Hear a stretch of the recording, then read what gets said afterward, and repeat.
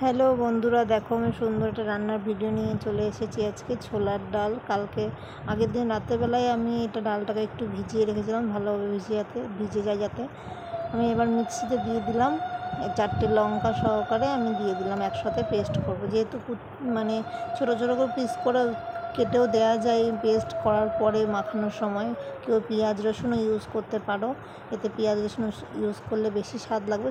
যেহেতু আমার নিরামিষ, তাই আমি শুধু লঙ্কা ইউজ করলাম।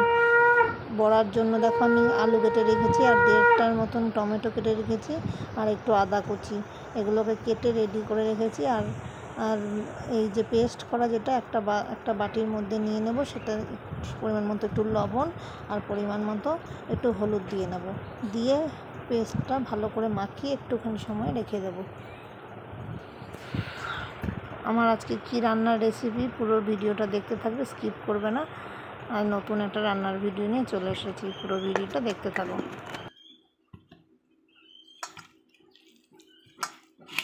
পেস্টটাকে দেখো ভালো করে মাখিয়ে নিচ্ছি, এই যে ঢেকে রেখেছিলাম। এবার গ্যাসে ফ্রাই প্যান চাপিয়ে দিয়েছি, প্রথমে একটু গ্যাসটা বাড়িয়ে দিয়ে তেলটা গরম করে নিচ্ছি। এবার তারপরে এই যে ছোট ছোট করে নিয়ে আমি ফ্রাই প্যানের মধ্যে দিয়ে দেবো।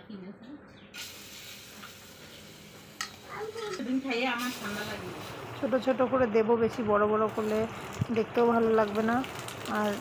আর একদম লো ফ্লেমে রেখে আমি বড়াগুলোকে ভাজবো, নাহলে দুটো পিঠই লাল হয়ে যাবে কিন্তু ভেতরটা কাঁচা ভাব থেকে যাবে। তাই গ্যাসটা লো ফ্লেমে রাখবো, দিয়ে বড়াগুলোকে আস্তে আস্তে ধীরে সুস্থে ভাজবো।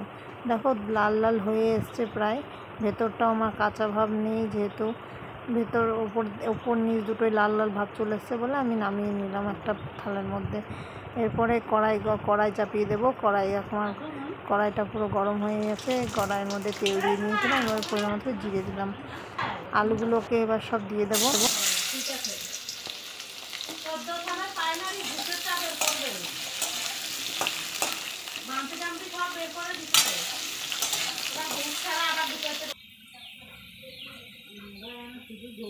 আলুগুলো লাল লাল ভাব চলে এসছে। এবার দেখো একটা বাটিতে আমি পরিমাণ মতো জিরে নিয়ে আদা দিয়ে আমি শিলে বেটে নিয়েছি, কারণ মশলাটা আমি একটু শিলে বাটতেই পছন্দ করি, স্বাদ ভালো হয়।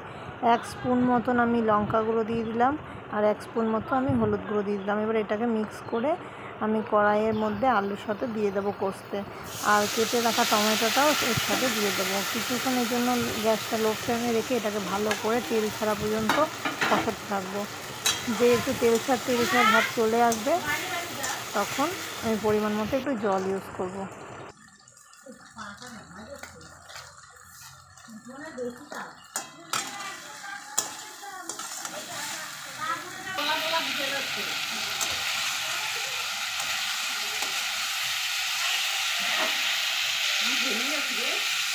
দেখো কষানো হয়ে গেছে, এবার জল দিয়ে দিলাম। ঝোলটা ফুটে এসেছিলো, তারপরে আমি এই বড়াগুলোকে দিয়ে দিয়েছি। ঝোলের পরিমাণটা একটু বেশি দেবো, যে বড়ার ঝোলটা বেশি দেবো। বড়ার ঝোলটা বেশি না দিলে ঝোলটা টেনে নেয়। দেখো হয়ে এসেছিলো, তাই নামিয়ে নিয়েছি।